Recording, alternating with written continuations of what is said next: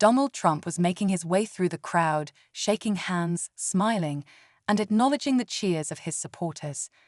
The energy in the room was electric, a mixture of admiration and anticipation. But then something caught his eye. In the midst of the standing crowd, there was a man seated in a wheelchair. He wasn't waving or shouting. He was just sitting there, his eyes locked onto Trump, filled with something deeper, something that wasn't just admiration, but a silent story waiting to be told. Trump paused for a moment, then made his way toward the man. The crowd quieted just a little, curious about the encounter. As he approached, the retired soldier looked up, his weathered face holding years of experience, pain, and pride. His uniform cap rested on his lap, the insignia on it telling a story of service, sacrifice, and bravery. "Sir, what's your name?" Trump asked, his voice carrying both authority and genuine curiosity. The man took a deep breath before answering. "James Carter, retired U.S. Army," he said, his voice steady but filled with something unspoken. A moment of silence passed between them before James continued. "I served 2 tours overseas. Did things I never thought I'd do. Saw things I can't forget. Lost brothers I still think about every single day." His hands tightened around the arms of his wheelchair as he spoke. And then, one day, a single moment changed everything. The room, once buzzing with excitement, seemed to hold its breath. Trump listened intently, his usual bold demeanor softened by the weight of James's words. James glanced down for a moment, gathering himself, before looking back up. "I never thought I'd be here today.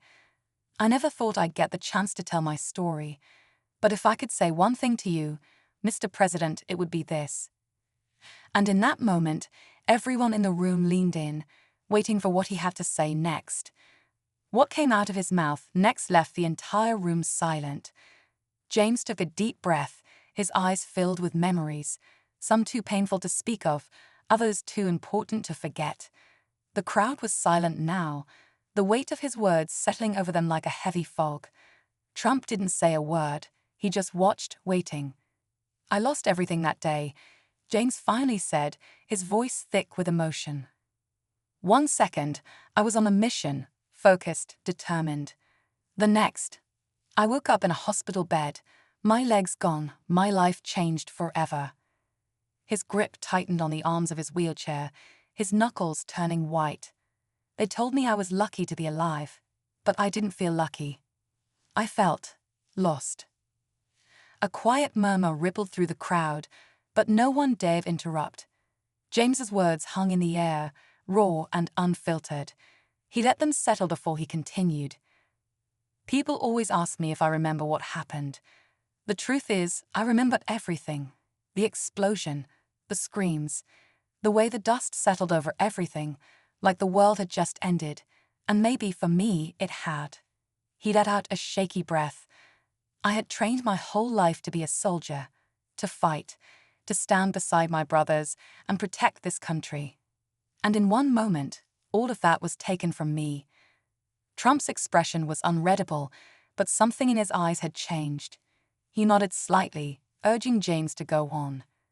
"For a long time, I thought my story was over," James admitted, his voice quieter now. "That I had no purpose left, that I'd never be more than a man in a wheelchair, a soldier whose fight had been taken away." His gaze drifted across the crowd. But I was wrong.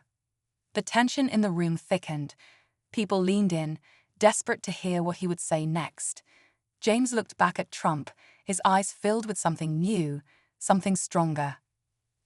"And that's why I'm here today," he said, "because what happened next changed everything." James let the weight of his words settle before continuing. His eyes flickered with something deeper now, not just pain, but purpose. The silence in the room was deafening, every person hanging on to his next sentence. "For months after the explosion, I was stuck in that hospital room," he said, his voice steady but low. "Doctors came and went. Nurses smiled, tried to keep my spirits up. But none of it mattered. I wasn't the same man anymore.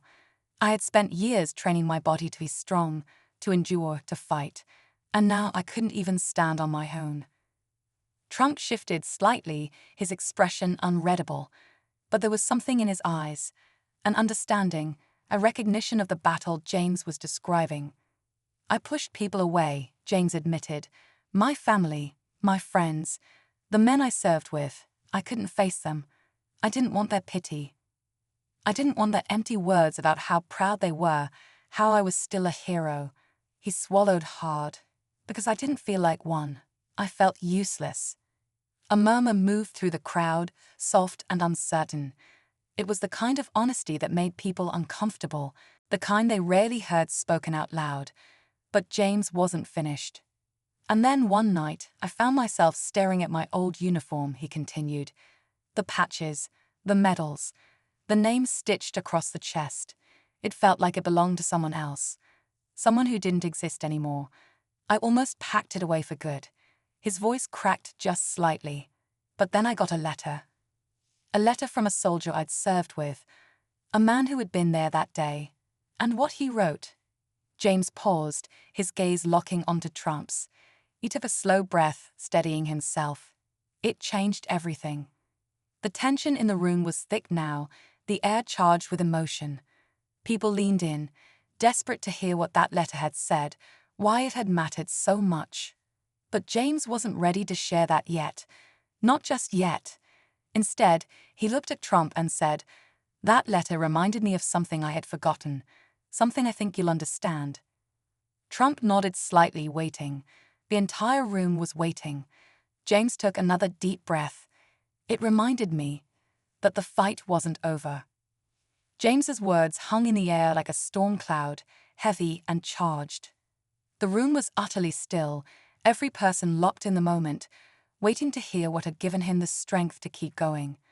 Trump leaned in slightly, his usual commanding presence softened, as if he knew that whatever James was about to say would change everything.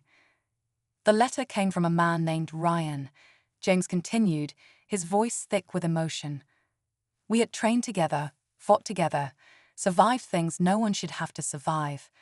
But after that day, I hadn't heard from him. I thought maybe he didn't make it. He exhaled slowly, his hands gripping the wheels of his chair.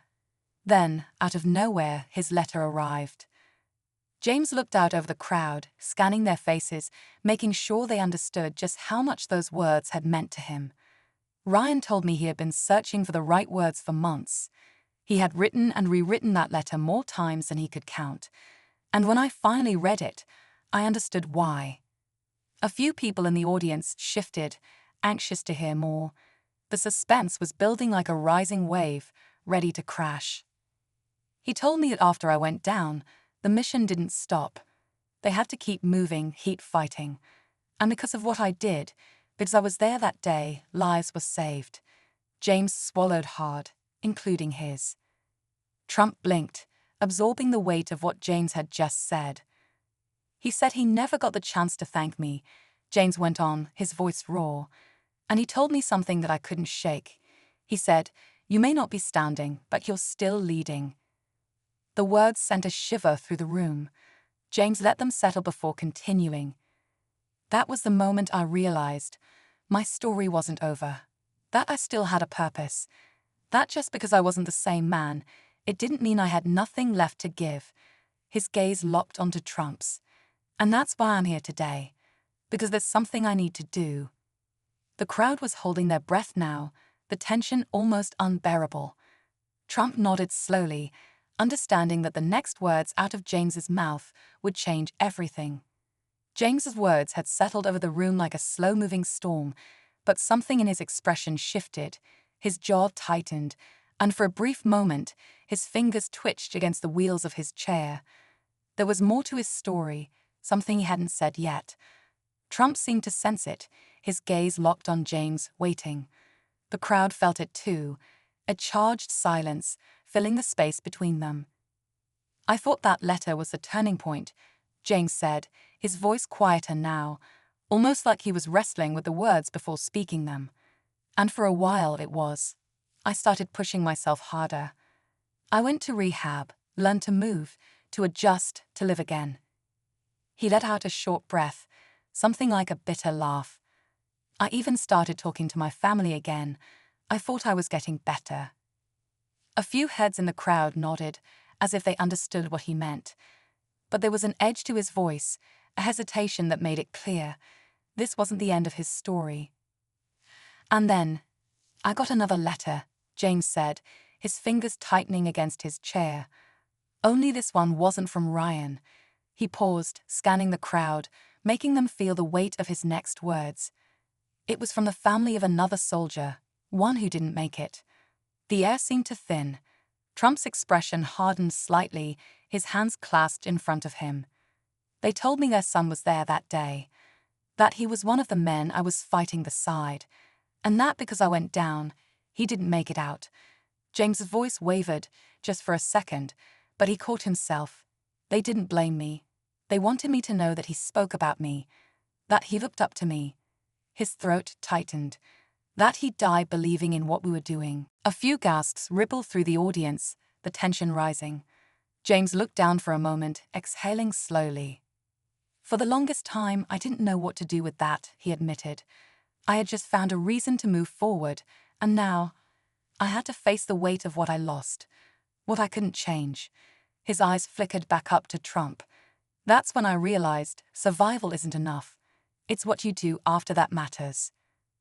Trump nodded slightly, his expression unreadable. The crowd leaned in, waiting. And that's why I came here, James said, his voice steady but charged with emotion. Because there's something I need to say, something I need to do, and I can't do it alone. The room was silent, the weight of the moment hanging between them. Whatever James was about to say next, it wasn't just personal. It was something bigger, something that had the power to change everything. James took a deep breath, his eyes locked onto Trump's.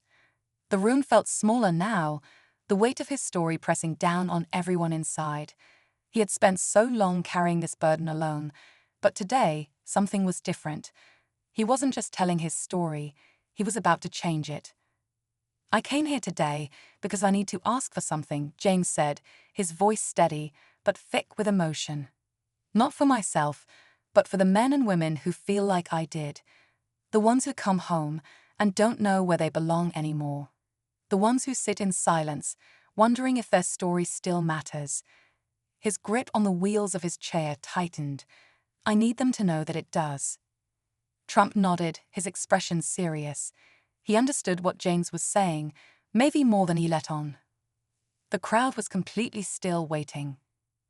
That soldier's family, James continued, his voice breaking just slightly, they didn't write to blame me. They wrote because they wanted me to know something. Their son believed in his mission, and if he were here right now, he wouldn't want me to waste the second chance I got. He exhaled slowly, so I won't. James reached into his pocket and pulled out something small, folded, worn, like it had been carried for years. He held it up, his hand shaking just slightly. This was the letter, the one that changed everything. And I'm not the only one who needs to hear these words. His gaze swept across the room. Every veteran, every soldier, every person struggling with what comes next, they need to hear it too. The room was thick with emotion, and then James did something no one expected. He looked Trump in the eye and said, "I need your help." Trump's brow lifted slightly, caught off guard. "I don't want to just tell my story," James continued, his voice stronger now. "I want to do something with it.